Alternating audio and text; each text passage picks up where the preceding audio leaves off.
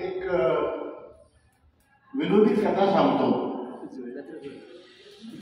आणि जरूर वाटल्यास आपल्याला हसायला काही हरकत नाही. त्यामुळे छोटी आहे कथा तशी पारंपरिक आहे, त्यामुळे लेखक कोण सांगता येत नाही. मी कधीतरी लहानपणी ऐकली आणि कदाचित काही वेळेला वर्गात सांगितली. आता ती आपल्यासमोर सादर करतो. आटपाट नगर होतं. नगरीचा राजा आज पहाटेच उठला. शेजारी राणी सरकार पहुडल्या होत्या. पहुडले कसल्या, धापकन पडाव्या अशा पडल्या होत्या.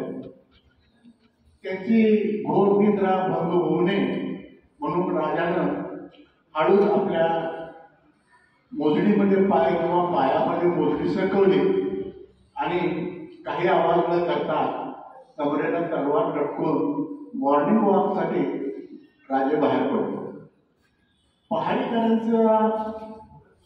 पहारेकरांची मुजरे घेत राजे राजवाड्या बाहेर आले आणि पहाटेचा गार गोड वारा त्यांना खूप छान वाटला.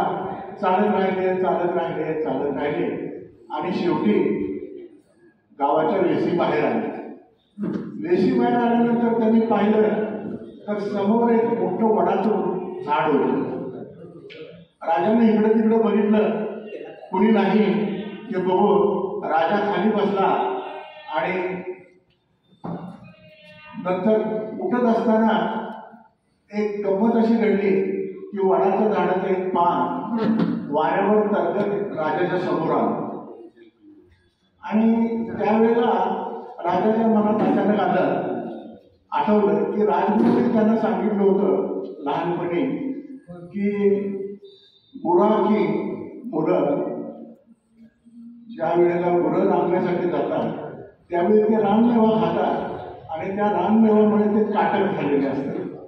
समोर आलेलं पान आणि त्यावर चांगलीसाठी असलेले गाठ बघून राजाला वाटलं हाच तो रानमेवा.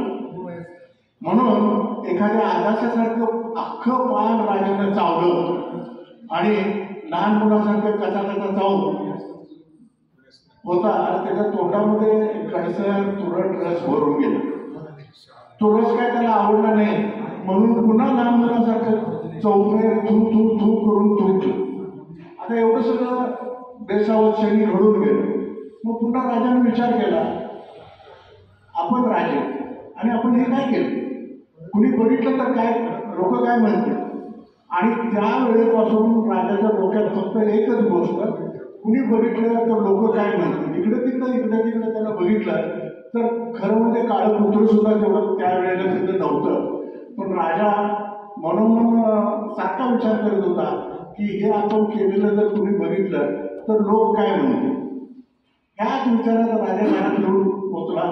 राणी सरकार उठून बसल्या होत्या. त्यांनी राजाकडे बघितलं, काहीतरी कॉम्प्लिमेंट्स वगैरे मिळतील म्हणून. पण राजा विचारतच की लोक काय म्हणतील. त्यामुळे राजे अस्वस्थ झाले आणि शांत बसून राहिले. इतक्यात पहारेकऱ्यांच्याकडून राजाला वर्दी आली की बाहेर सेवेकरी आलेला आहे. तेव्हा राजाला बाहेर जायचं होतं म्हणून राजे उठले. पुन्हा परत पायात मोजडी घातली, कमरेला तलवार लटकवली आणि ते सत्रेवर जायला निघाले. इतक्यात राणीसाहेबांनी आज्ञा सोडली, थांबा म्हटल्यावर स्टॅच्यू सारखे राजे तिथल्या तिथं थांबले. राणी सरकार आल्या आणि जवळ एका तबकामध्ये कंठा होता. तो कंठा राजाच्या गळ्यात त्यांनी अडकवला. राजा म्हणाले अजून आवरायचं आहे आणि आता कशाला हे सगळं. राणी सरकार म्हणाले की काही नाही, पारोसा झाला म्हणून काय झालं, राजा तो राजा असं म्हणून. शेवटी राजे साहेबांना माहिती होतं की आता आर्ग्युमेंट करण्यामध्ये काही अर्थ नाही. त्यांनी गळ्यात कंठा घेतला आणि चालत ते गेले. डोक्यात फक्त एकच विचार होता, सकाळी काय कुणी आणि ते जर लोकांना तर लोक काय म्हणतील, या चिंतेत बुडलेले राजे तो काय सगळी तयारी करून होता आणि वस्तानाला धार लावतो. राजेसाहेब पुढं बसले तर त्यांच्या असं ध्यानात आलं की हा काहीतरी गुणगुणतोय, काहीतरी गाणं म्हणतोय. आपण म्हणत होता की आपलं राजांना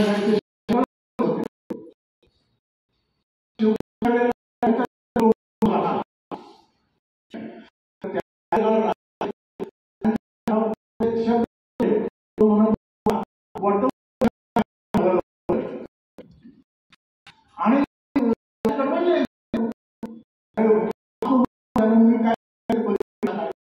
आता हा सगळीकडे सांगत सुटणार आणि आपली काय म्हणून पडले.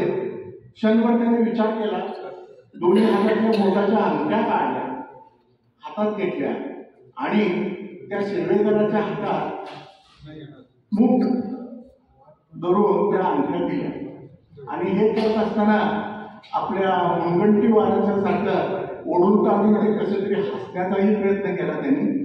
तेरी भी चूक मेरी भी चूक.